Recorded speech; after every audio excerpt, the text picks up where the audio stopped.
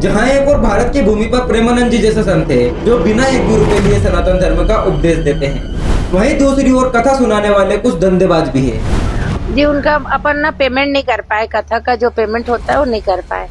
जिस तारीख में अपने को करना था उस तारीख में अपन भेज नहीं पाए, इसलिए कथा कैंसिल। ये लोग कथा सुनाते नहीं, बेचते हैं। ना वेदों में, ना भगवत गीता में, ना पुराण में और ना ही किसी शास्त्र में कथा कहने के बदले दान की कीमत तय करने का विधान नहीं है।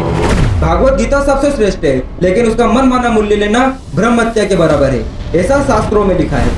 श्रीमद् भागवत पुराण में स्वयं सुखदेव जी ने राजा परीक्षित को 7 दिन तक कथा सुनाई थी, वो भी बिना मंच के, बिना माइक के, बिना एसी के और बिना पैसों के। अगर कथा सुनाने के लिए 31 लाख एडवांस चाहिए तो सुखदेव जी गलत हुए जो मुफ्त में कथा सुना गए।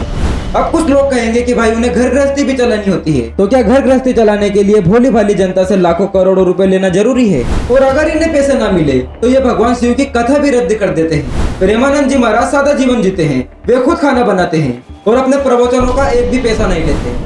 और दूसरी तरफ प्रदीप मिश्रा जैसे कथावाचक हेलीकॉप्टर से आते हैं, इनको ऐसी मंच चाहिए और भव्य स्वागत चाहिए। क्या यही एक संत के लक्षण? राजीव दीक्षित जी ने बिल्कुल सही कहा था कि सनातन धर्म को नुकसान इन कथावाचक माफियाओं से है। इन लोगों ने भगवान राम और भगवान शिव के नाम पर अपना बैंक बैलेंस बढ़ाया है।